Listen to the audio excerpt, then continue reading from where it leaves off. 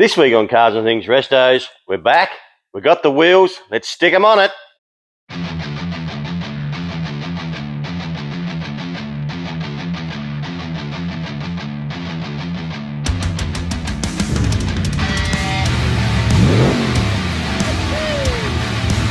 morning, guys. We're here at the Holden Final Wharf.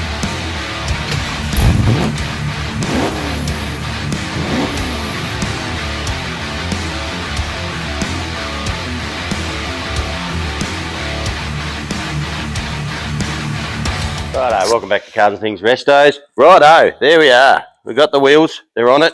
I've got some things I want to say. Let's show you what they look like on the car and we'll go from there. There we are. Got the big 20s on it. So they're going to look like. We might have to paint those calipers red or piss them off altogether. Probably just piss them off altogether, I think. We'll see. Or paint them red so they look good and I'll just block them off so they don't work.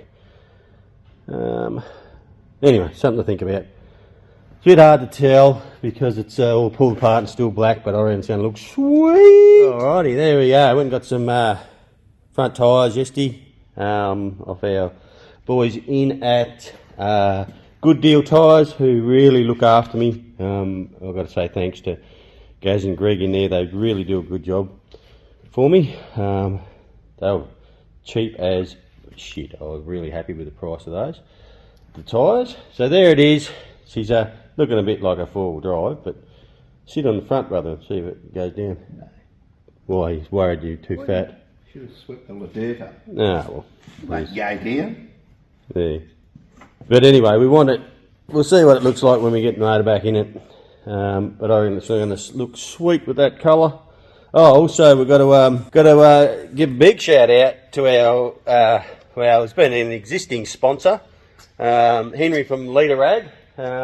He has gone and sponsored us 10 burnout tyres to take the Summernats.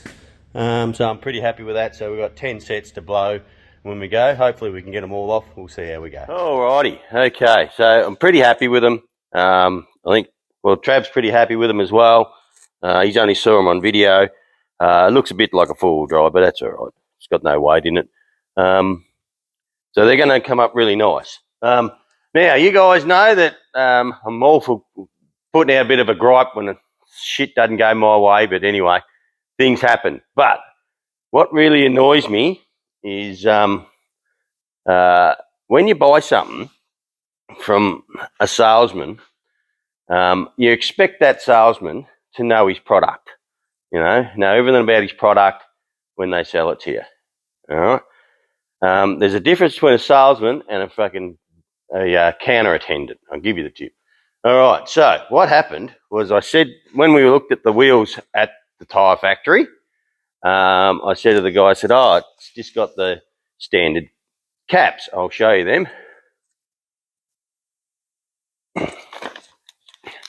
These are the standard caps, PDX. And he went, "Oh, yeah." I said, "Oh, they're not like the other ones. The other ones I got from you, which are the ones on Mako." I said, "They came with the HSV cap." "Oh, right, yeah. I can get them for you." I said, "No, that's all right." So anyway, I went on eBay. Oh, trusty eBay. I love me eBay. And I picked some out and I got these ones.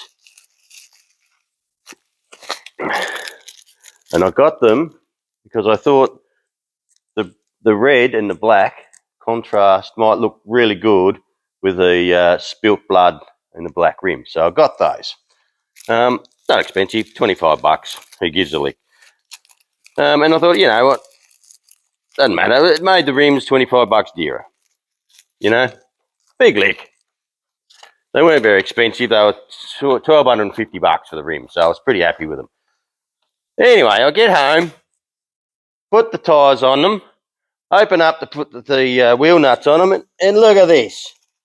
Full set of HSV stickers in the box. So there's actually 5 here. 1, 2, 3, 4. There's 5 of them. So they give me one extra. So they did come with them, but the salesman had no idea and said, oh, no, I can get them for you, he should know this shit. That's his job. He sells rims. He should know what's in the fucking rims. Anyway, that is what it is. We'll probably put the red ones on it anyway, because they look a little bit better, the black and red ones. Now, next gripe I got. Oh, this is a good one. This pisses me off real big. As you guys know, we deal a lot with eBay. I buy so much off eBay. It's because it's easy. It's easy, and I get good discounts off eBay. Okay, so I was trundling through the last week, and I found engine mounts. Oh, brand new engine mounts he had on there, and he had them up for auction. I went, oh, let's have a look what we got here. And they're up for auction. He had $45 on them. I went, $45? Geez, that's all right. And it had 3 days to go. And I went, all right, I'm going to watch this. Anyway, I watched it, and a bid come up, $46.50, I think it come up at. I went, oh, someone else is looking at them. So I just waited and watched them. And in about 10 minutes, set my alarm to go off 10 minutes before they would go off. So I watched them. And the bid, there was only one bid on them. And it got down to a minute, and I said, oh, right, I had in my head that I'll pay $150 for them. If I get them $150, that's a bargain. Anyway, I was sitting there watching, and it got down to a minute, and I went, oh, should I do it? No, just wait. Got to 30 seconds, just wait. And I had already pre-entered $152 on my bid. And I got down to 20 seconds, I went, bang, bidded. And it come up and said, you're leading. You're leading. And it counted right down. I'm going, you beauty, or someone, hope someone doesn't jump in here and get them. Anyway, bang, you've won the bid. You've won the brand new bloody tough mount LS engine mounts, perfect for what we want to put in this, for $50 or $49 I won them for. And I went, you fucking beauty, $49, what a bargain. So, all right, bang, then it went on there, paid me $49. You beauty. So, here's me, fucking, yeah, message Mick, mate, I've got a set of engine mounts for $49. Oh, bargain, da-da-da-da-da. Anyway, fucking absolutely wrapped. And as you say, everything's too good to be true. So anyway, I get up the next morning. I got an email. Sorry, these are no longer available. That's what the fucking asshole wasn't happy that he only got $49 for them. He put them up for fucking auction. Put a reserve on them, mate, you fucking idiot. If you want fucking more for them, put a reserve on them. But he didn't. He had one there for fucking $45, and I won them for $49. Fair and fucking square, I won them. Yes, I waited till the last minute to bid on them. If I didn't bid on them, the other guy would have won them for $46. But I won them. I put a bid on it and won them for $49. Okay, that's the luck of the draw. Anyway, so this prick says, nah, no longer available. So he's not going to sell them to me. Right. So anyway, I'll go and look up on eBay and see what I can do. And they said you can report him, da-da-da-da-da. And then other people are saying, nah, it's up to him. If he doesn't send it to you, he doesn't send it to you. Yep, fucking 100%. What can you do? So I emailed this bloke back. I said, all right, no worries. What will you take for him? And he comes back to me. He goes, oh, I wanted $300 for him. And I'm sitting there thinking, $300? You fucking wanker. I can buy fucking rod shop ones for $250 off the boys at the rod shop. But anyway, yeah, $300. And he goes, oh, I'll take $170 for him. And I said, all right, $170. I'm sitting there. Oh, that's right. He also said to me, yeah, not for sale, ask for a refund.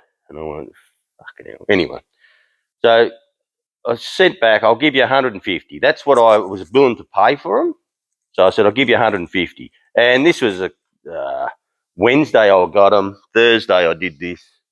And I haven't heard anything back from him. He said he wanted $170, and I offered him $150 was what I wanted, which I shouldn't have to, because I won the bid fair and square.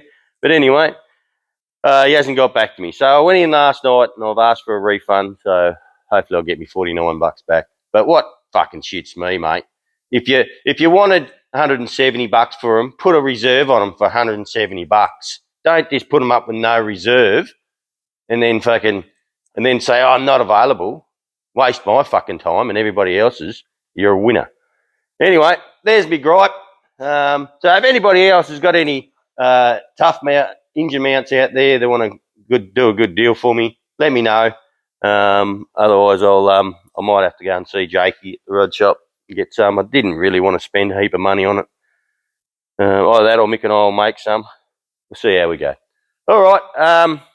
Righto, today I'm going to get stuck into this and might even start doing a bit of scuff some of the paint back. And I'll get these wheels off. I'm going to put some stockies on it. And as I've said, Henry's jumped in, Leader Ag, I should say, have jumped in and sponsored us 10 tyres for us to smoke away at Summernats. So pretty happy with that. Anyway, let's get stuck into it. Righty, as you can see, it's pissing rain down out there, so not much I can do. But we have gone and picked up our DNA custom paint, our candy base coat Spilt Blood. We got that from Darby's Paint in town, formerly known as Mildura Crash. I've just taken the lid off. Let's show you what it looks like.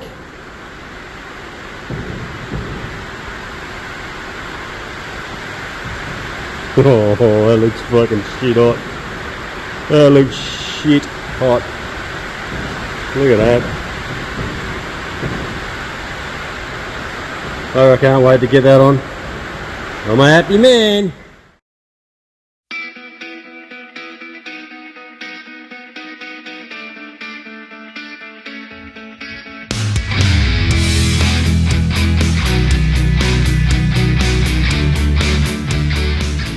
Alrighty guys, I'm just going to show you something which I tested out.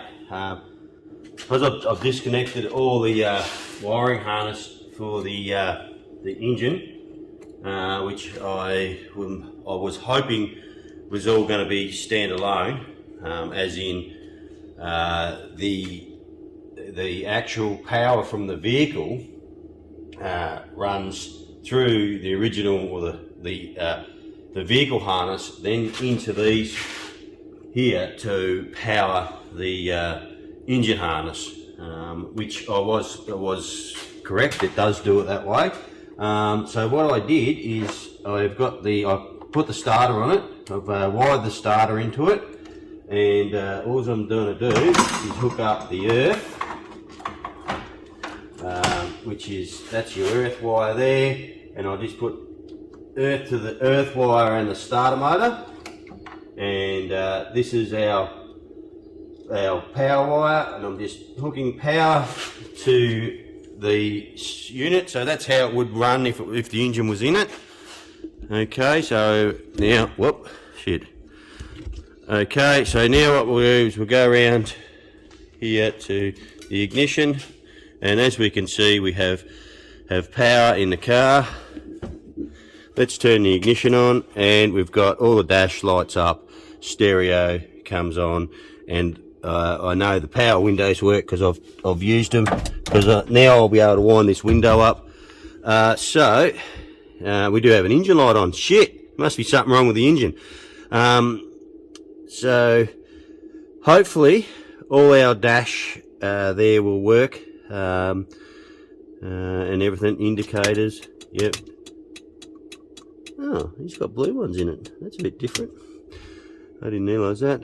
So what we might do is we might keep the original dash. That's my thoughts. I was thinking about getting an electronic dash like an IC7 and putting in it. I'm not sure. I'll think about it. But we might pull the clock out of it over here and put an oil pressure gauge in there. The only thing is I need to do is I've got to work out temperature wise, which it's already saying it's quite warm, the old temperature. I don't know how good that is. So the temperature gauge, I need a temperature gauge in it, but unfortunately the temperature gauge runs through the body control module or the in it, and that's what controls it, I believe. I haven't really looked hard into it. Yeah, so I haven't really looked hard into it, but I believe that's how it works. And I'm not sure whether I can just hook a temperature sensor, or sender, I should say, a temperature sender into the engine, and run a wire back to the dash and go into that to see if it works, because normally it's what happens is power's coming out, goes into the gauge and comes out and runs back to the temperature sender and earths out through the sender as it gets hotter, and it brings the resistance up or lowers the resistance, either way, to bring the temperature gauge up. Now, I might try that to see if I can make it work. I'm not 100% sure if it will work that way, but I'll give it a go, because normally it would run off a temperature sensor, which is one that's in it. There is one in it. The sensor will send a reading back to the BCM, the body control module, and then onto the dash, I think, or it may go to the PCM. I'm not sure. Little bit of investigating to do there, but that's a good way of powering up your car if you don't have an engine in it. You do need to have a starter motor in it, because it's got to go through the starter motor and the windings to work. You can't just hook power to the positive and to the negative. I'm pretty positive you can't do it that way, because you need to run through the, I think, I've never done it that way. I'd rather do it this way, because I'm pretty positive I'm not going to arc anything out if I do it that way anyway. People will tell me, yeah, yes you can. Well, if you can, you can. But that's the way I do it, and guess what? I don't care what other people do. As you saw, I just let all the rear tyres down, because I wanted to have a bit of a look-see, to see, when we're running around on the rims, what is going to scrape on the ground. That was what I was wondering. And I'm going to have to pull it out of this gimbal.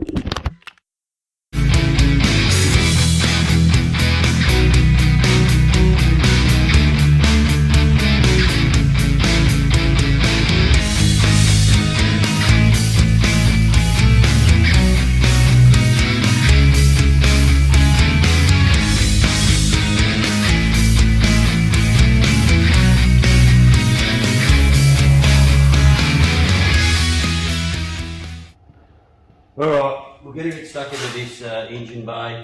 We'll clean it up a bit and declutter it. We're going to pull the aircon system out of it, which is no gas in it. And I just checked it, and the aircon didn't work, but I just checked the system. Just got a screwdriver. I just got a screwdriver and just went to the Schroeder valve and just just pressed it down like that, just to see if there was any gas in it. Because if there was gas in it, I was going to get Clinton to come out and recover it for me. Get the gas out of it, because it's pretty potent shit and it's not supposed to let it go into the atmosphere. So I thought I'd just check it first before I did it, and there's nothing in it, because the fucking line's loose. Look at that! The bolt's not even done up in it, no wonder. These guys have had this apart. No. No, there you go, that's going to make it easy. Alright, we're going to rip the aircon system out of it. We don't need an aircon where we're going. We probably will.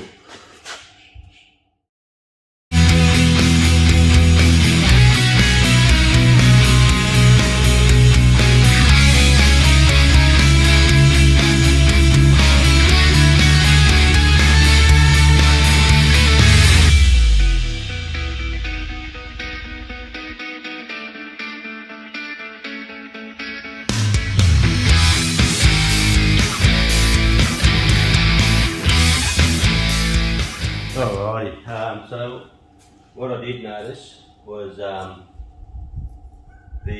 this power steering pipe has all been crushed and kinked.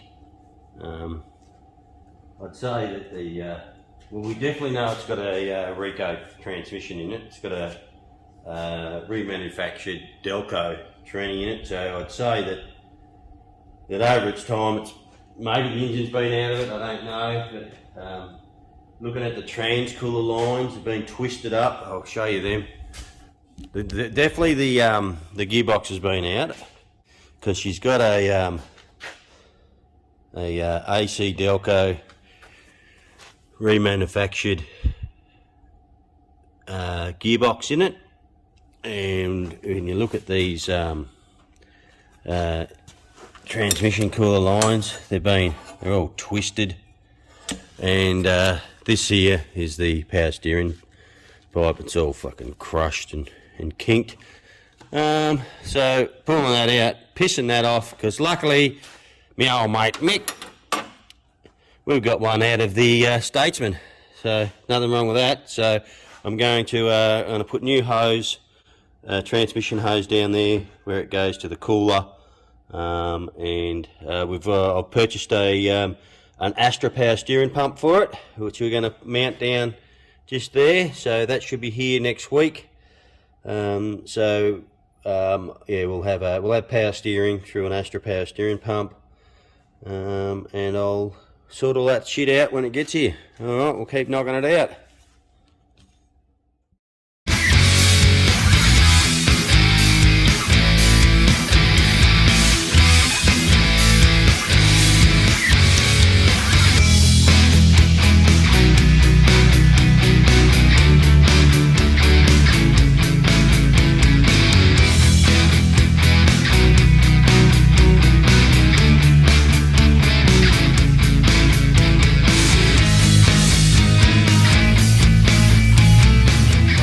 Alrighty then, as you see, I just got on the orbital, started buffing back the guard, get a bit of etch, bit of keying on it, so we can get the high build, or epoxy at first probably, see what brother wants to do, something for the high build or epoxy to latch onto. So that's all I've got to do is just key it up. I'm just using a bit of 180 just to get a bit of scuffing happening, and that way we can, yeah, as soon as we give it a bit of a lick with the high build, it should stick to that, no worries at all. As you can see, there's some chips. That's pretty deep, so I'll have to sort of pile the high build in there so it'll flatten back, because we want it reasonably straight and, you know, got to look the part. No good half fucking doing it. Might as well do it properly. As you can see up here, where the old paint was lifting, had to get stuck into there.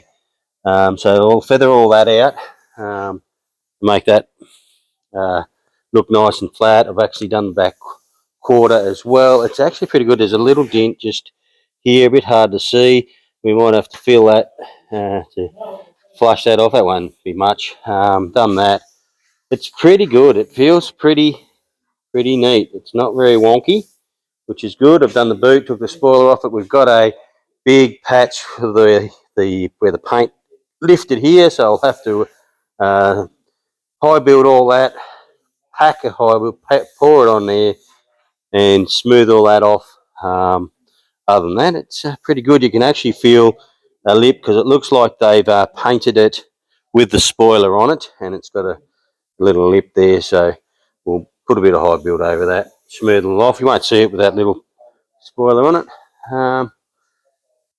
Pulled the tow bar off it. Anyone want a WH VX Commodore tow bar? Hit us up. There we go. All happening very slowly. So looks like I've nearly done my side. I'm just got to do the door, and I'll probably do the roof and whatnot. And we've just got to wait for Trav to come back out to do his side. Travis, hurry up. You got to do your side, brother. Alrighty. There we go. A little bit more done to the Summernats build this week. Bit of a rant in there. Sorry, guys. Sometimes I just got to get a bit of shit off my chest. But anyway, it is what it is. All right, that'll do this episode. Thank you for coming along and watching. I really appreciate it. Thanks for the comments for everybody. And if you haven't subscribed, please jump on and subscribe, hit the bell, share with your friends, and we'll see you next time. Cheers.